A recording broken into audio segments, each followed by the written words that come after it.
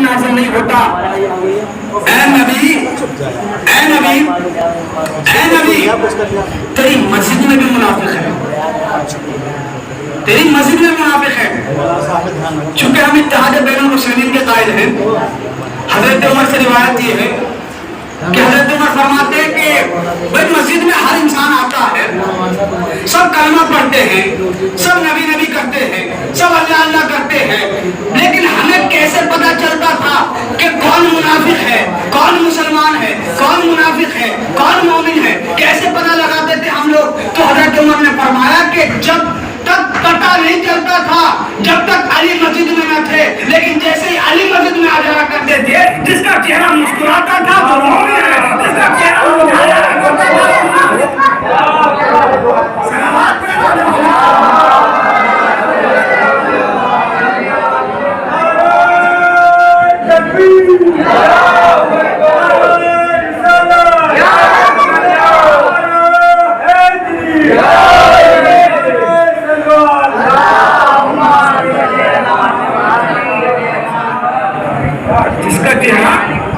مسکرا جاتا تھا, مسکراتا تھا, سمجھ لینا مومن ہے.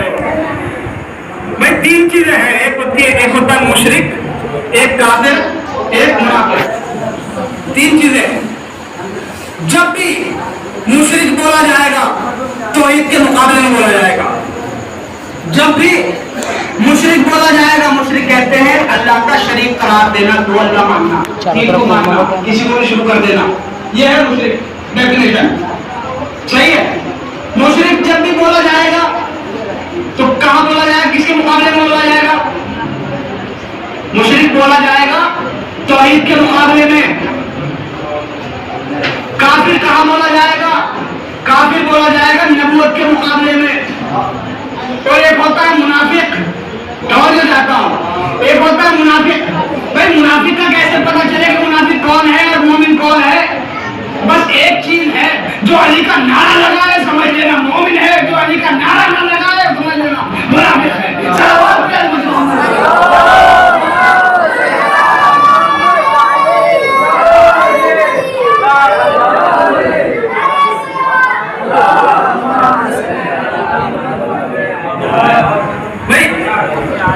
اقرا بسم ربک الذی خلق, حدیث پڑھی اس کے نام سے جو تمہارا خالق ہے. اب جبریل آئے اور عطا ہو گیا ہے.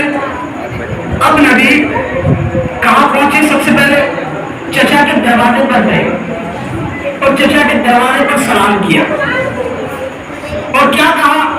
چچا جان وہ امر آ گیا جس کا انتظار تھا.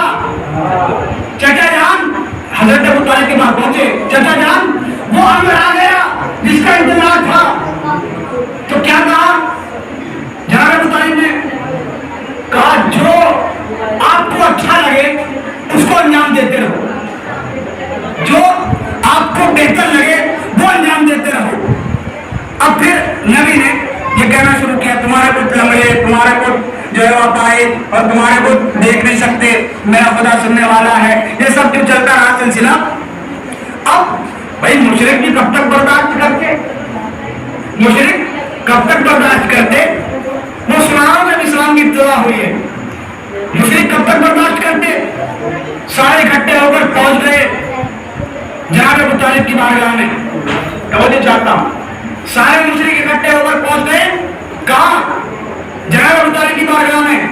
اور ایک امارہ تھا جو مکے کا سب سے حسین و جمیل انسان تھا. تاریخ میں لکھا کہ مکے کا سب سے حسین و جمیل, پورے مکے میں اس جیسا انسان کوئی نہ تھا خوبصورتی کے معاملے میں. نبی کو ہٹا دیجیے, نبی کی بات نہیں کر رہا, نبی تو نبی ہے.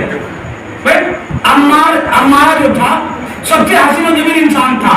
اب یہ پہنچے جناب ابو طالب کی بارگاہ میں پہنچے اور پہنچنے کے بعد کہتے ہیں کہ اے سردار قریش, اے سردار بطحا, اے سردار بطحا, ہم بہت پریشان ہیں تمہارے بھتیجے محمد سے, ہم بہت بے قرار ہیں تمہارے بھتیجے محمد سے. کہا کیا بات ہے؟ کہا یہ ہمارے بزرگوں کو احمد کہتا ہے, ہمارے بزرگوں کو بیوقوف بتاتا ہے, اور پھر کہتا ہے کہ تمہارے کچھ دیکھ نہیں سکتے, تمہارے کچھ سن نہیں سکتے, تمہارے کچھ جان نہیں سکتے, اور میرا خدا سب کچھ کر سکتا ہے.